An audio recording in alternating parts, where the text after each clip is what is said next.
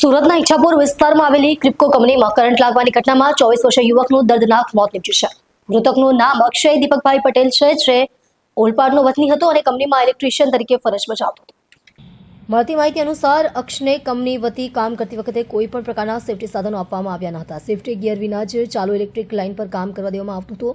આ જ બેદરકારીના કારણે અક્ષને કરંટ લાગતા તેનું ઘટના સ્થળે જ મોત નીપજ્યું હતું। મૃતક પરિવારનો એકનો એક દીકરો હતો। તેના અવસાનથી પરિવારજનો ગમગીનીમાં ડૂબી ગયા છે। પરિવારે કંપની વિરુદ્ધ ગંભીર આક્ષેપો કરતા કહ્યું કે કંપની વતી સલામતીના ધોરણોની સંપૂર્ણ અવગણના કરવામાં આવી હતી। આ બેદરકારીમાં સંકળાયેલા જવાબદાર અધિકારીઓ સામે કડક કાર્યવાહી કરવામાં આવે તેવી તેમણે માંગ કરી છે। આ ઘટના અંગે ઈચ્છાપુર પોલીસ મથકમાં ફરિયાદ નોંધાવવામાં આવી છે। પોલીસે ગુનો નોંધી વધુ તપાસ હાથ ધરી છે। અક્ષ દીપકભાઈ પટેલ નામનો છોકરો કામ કરતો હતો ક્રિપ્કો કંપનીની અંદર, ઇલેક્ટ્રિક ડિપાર્ટમેન્ટની અંદર, જે મારો ભાણેજ થાય છે। હું એનો મામા થાઉં છું। અને આ ઘટના કાલે જ્યારે થઈ તે લગભગ 3:30 થી 4ની વચ્ચે થયેલી છે। અને આ ઘટના થવા પાછળ કોણ કોણ જવાબદાર છે અને એ બધી માહિતી કોઈ આપી નથી। હજુ કોઈ જાતનું કોઈ અહીંયા આવ્યું નથી કોઈ જાતની કોઈ વાત કરવા માટે આવ્યું નથી, કોઈ કંપની માટે માણસ આવ્યા છે અહીંયા। અને આવું કેમ છે એ બધી જાણકારી અમને જોઈએ છે। બીજું, હવે અક્ષ ઇલેક્ટ્રિક ડિપાર્ટમેન્ટમાં કામ કરતો હતો, એ 20 થી 30 ફૂટ ઉપર ચડીને કામ કરે છે, તો ત્યાં એને સેફ્ટીનું શું ધ્યાન આપવામાં આવ્યું? વિધાઉટ હાર્નેસ એ વ્યક્તિ કઈ રીતે ઉપર ચડે છે? કેમ સેફ્ટી ડિપાર્ટમેન્ટ શું કરે છે ત્યાં? કેમ ધ્યાન આપવામાં નહીં આવ્યું?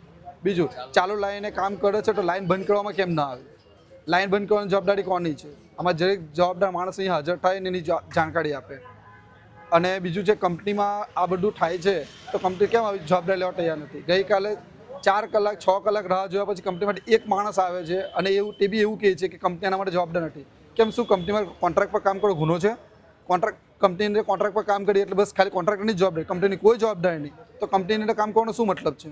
આટલી મોટી કંપની છે તો કંપનીની આટલા નાના માણસો કામ કરે છે તો એની જવાબદારી કંપનીની કઈ રીતે નથી? અને આ વિધાઉટ સેફ્ટી કામ થાય છે તો સેફ્ટીનું ધ્યાન આપવાનું કોણ? કંપનીની જવાબદારી બને ને? કોન્ટ્રાક્ટરની જે જવાબદારી છે સાથે કંપનીની પૂરેપૂરી જવાબદારી છે। અને કંપનીએ ધ્યાન કેમ નહીં આપ્યું કે કોન્ટ્રાક્ટર આવા લાપરવાહીથી કામ કરવામાં આવે છે? તો એ બધી જવાબદારી કંપનીની પણ છે।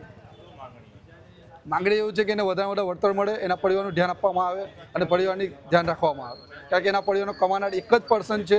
આજ પછી એના મા બાપની જવાબદારીની બેન છે જે અનમેરિડ છે, એને પનાવવાનું, આ બધી જવાબદારી કોણ લેશે?